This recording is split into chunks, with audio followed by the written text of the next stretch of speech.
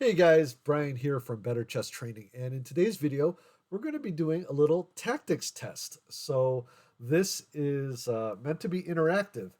What I would encourage you to do is grab a piece of paper or a notebook so you can write down your solutions, and then I'm going to show you some problems. I have five test problems plus one warm-up problem, so six in all, and I would encourage you to try to, as you're looking at the positions, there's some tips that I would give you. First, try to find the whole solution. So one move is not the solution. I would include your move, your opponent's response, or more than one response, and then your moves as well. Try to look far enough so that you have a clear conclusion that the position is winning or drawn or whatever the best moves are for for your side. I also want to encourage you try to find your opponent's best response. Okay, so obviously there's some moves where if your opponent makes a bad move, then you can checkmate him or something like that. But try to find your opponent's best response. And then finally, pause the video. And if you want, you could set it up on a board, but I would encourage you not to move the pieces. Try to work your visualization. Okay, so let's get started. And this is, I'm going to move it up one. This is our first position. This is actually from, actually, it's a variation from a correspondence game that I had. And it is white to play. So go ahead and pause the video and try to write out the solution. This is your warm up problem. Okay, hopefully you have the answer. So as we can see here, we have this very advanced pawn. And so this was what gives white the advantage. And we can very directly win the game with queen takes b8. Uh, queen takes b8 is pretty much forced, otherwise we're going to lose the queen. And then we have this nice fork. So after queen takes, then we promote, and that should be convincing enough that it's a victory. And in this game, actually, my opponent resigned in this position. Okay, so I hope you guys got that one. Let's go to the second problem. Okay, here is our second problem, and it's going to be a little bit harder than the first one, but hopefully not too hard. The idea is that each problem is going to be slightly harder than the next one. And here it's white to play. So see if you can solve it, write down your solution, and then unpause the video.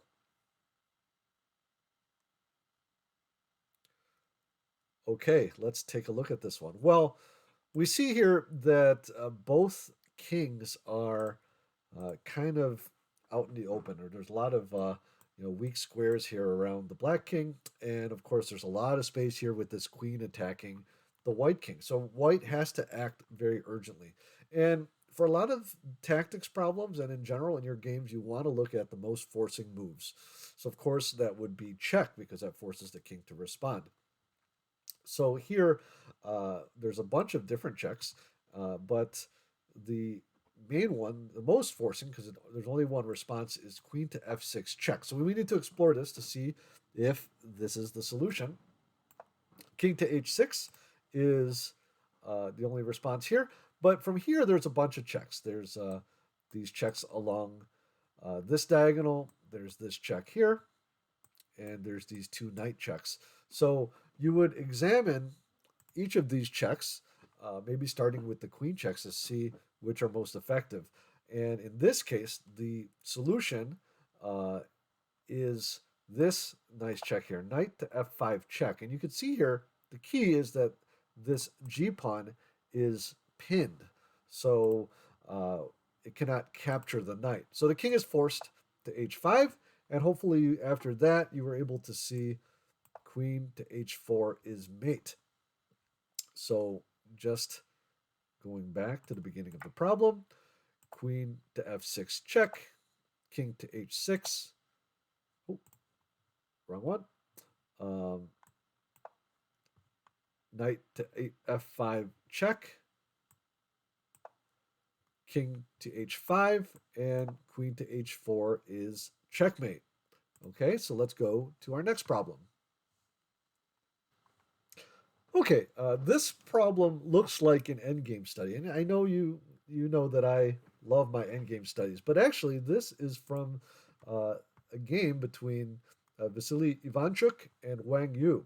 So this actually came from a game between these two grandmasters, and Black here just played Bishop to A2. So go ahead and pause the video and try to solve it, and then come back, unpause the video, and see the solution.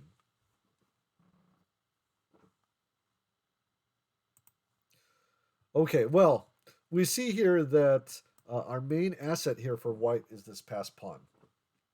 And the main challenge is to see if there's a way we can promote this. Now, hopefully, the first candidate that came to you was something like knight to d4 or d5. Um, and of course, if black just doesn't do anything about it, this pawn is going to advance. So here, bishop takes d5. Now, there's two um, ways to recapture this bishop. And hopefully you guys saw this in your calculations. One is with the pawn, but this would end up being a mistake. Let me show you why. After a3, g7, a2, queen to g8 check, a1, queen check. This king is in check and has to respond. So basically, this is going to be a draw because neither side is really going to be able to make any winning progress. So going back, after bishop takes d5, it's critical to take with the king. Now, hopefully, in your calculations, you saw that this pawn would be promoting on this diagonal where the king is. So hopefully that helped you to find it. But if you found it, very good. And now we take a look. A3, G7, A2. Again, both sides are going to promote. But the problem is that white is going to basically skewer the king and the queen here. And he starts off here with queen to b8 check. And I hope you're able to see this far. Now, if he the um, goes over to the A file, well, uh, white will just exchange queens, and then we'll promote the E pawn to win. And of course, if he goes here to C3, we have this diagonal skewer, and white wins. So hopefully you guys were able to figure that out. It's pretty tricky, and if you were kind of calculating it quickly, you might have missed the second move, which was king to d5. Okay, let's check out our next problem. Okay, this third problem is actually from one of my games against my friend Dan. And here I'm in a little bit of trouble. I've already lost the exchange to him, and here he's forking my two final major pieces here. But it's my turn to play, and there is a saving shot here that gives me the advantage. So pause the video and see if you can figure it out. Okay, well, first off, let me show you what the two main moves I looked at here were queen to d6 and queen to d8. Now, one of these wins and one of them loses. Okay, and let me show you why. Uh, queen to d8, of course, with the idea that if the knight takes, that we can take here, and now we're attacking the queen and we're attacking the knight. The problem, of course, is that the queen can move and protect the knight. So that should show you what the winning answer is. It's queen to d6 with the same idea, is that I'm forking these two knights, and after he captures, I'm going to capture here on d5 first, but this time my queen is covering the diagonal. So a very slight nuance, but it makes the difference between winning and losing. So the game went knight takes b8, bishop takes d5. He moved here to a3, and after I took the knight, we had a very interesting imbalance of pieces with three minor pieces against two rooks, but uh, I was able to use that piece activity to win. So hope you guys were able to figure that one out. And let's move on to our next problem. Okay, our next problem comes from a master game, Vang versus Nace, um, from 2003. So found this in my some of my tactics training, and I thought it was a neat little problem. So black to play, and try to figure it out. Pause the video, and I'll see you in a minute.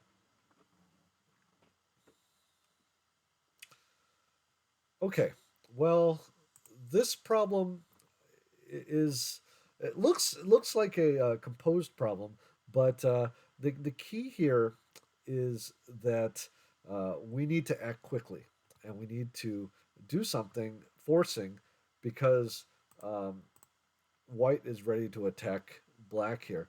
At the very least, he's looking to exchange these the rook for these two minor pieces, and then you'd be left with this queen versus a rook, which would be fairly easy to win for white.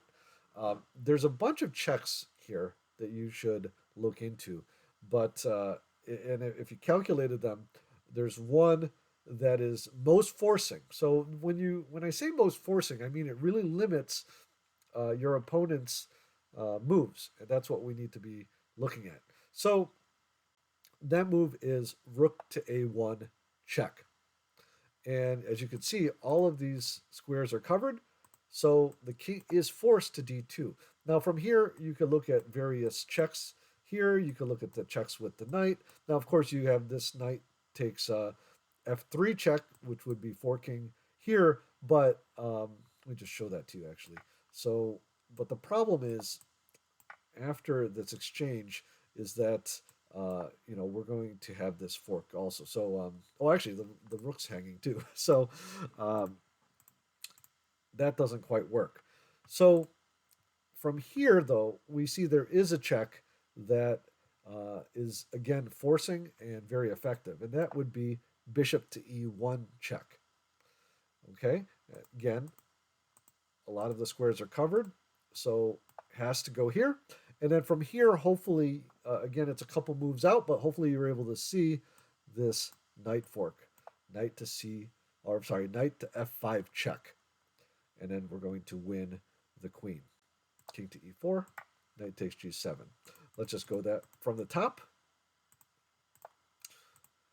Okay, first, rook to a1 check, king to d2, bishop to e1 check, king to e4, and knight to f5 check. So if you got that with the intention of forking the queen and king, congratulations. And let's move on to our next problem. Okay, this last problem is from the game Gutman versus Kolmov, and is actually one of the problems from the book Forcing Moves by Charles Hurtan, which I think is a very good book. But I wanted to share this, and I'll put a link in the description, but I'll share this problem with you. And it is white to play, and pause the video and come up with your solution.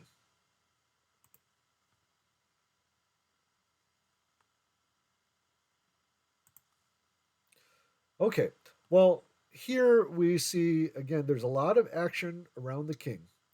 These light squares are being attacked. This bishop is honing in, and we've got a lot of action here. Now, the problem is it seems like black has everything under control. So, for uh, examples, sacrifices here with the knight on g6 after knight takes g6. Our this knight is covering a lot of the key areas, as well as this bishop here covering e7, and our queen here is covering d8. So we need to look for a way to break through. And here, this is again one of those cases where you want to start looking for different exchanges, especially ways to remove the defender. That's a very common theme in these king attacks. Okay, so hopefully you came up with rook takes e7. Okay, this knight, as we mentioned, is a key defender, and after bishop takes e7, we can now move in with that knight sacrifice. Knight takes g6 check, f takes g6, and this is where it gets a little more difficult because you're now visualizing a couple moves ahead, but uh, this is where you have to make a quiet move with a threat. Okay, and it's queen takes g6. Now here's the idea. The idea, of course, well, the main threat is that you're going to threaten checkmate here. So he has to defend. Of course, if he tries to defend with the rook, you can just checkmate him on g8. Um, and well, basically the king cannot run away, so he has to defend here with the knight. Okay, and it seems again like the it seems like black is holding, but at this point in the problem, we can see that this king is what we call stalemated, meaning there's no legal moves the king can make because all the squares are covered. So we just have to find a legal check to checkmate him, or to force one of his other pieces to move. And that move is bishop to h6 check. Okay, king can't move, and black can't interpose any of his pieces, so he has to move his rook, and that allows this very nice mate. I think we call this the opera mate here with the queen. Sometimes can be with the rook as well, but that is the solution. And again, let's just quickly go through it. Rook takes e7, bishop takes e7, and then knight to g6 check. Every one of these moves is like a tactical lesson. F takes g6, queen takes g6, threatening mate on f7, knight to e5, defending the threat. Now bishop to h6 check, rook takes h6, and then we have this very nice mate here on g8. Hey guys, I hope you enjoyed that. If you did, hit that like button below. This is sort of an experiment, and the more likes I see and the more comments I see, the more I might do this. Okay, right now I'm planning on trying it once a month. So let me know what you think about that in the comments. Also, check out some tips for training your tactics over here in the corner, and make sure you've signed up for my newsletter. In the description below, there's a link to sign up for my e-newsletter, which comes out about once a week. Okay, have a great day, and I will talk to you soon.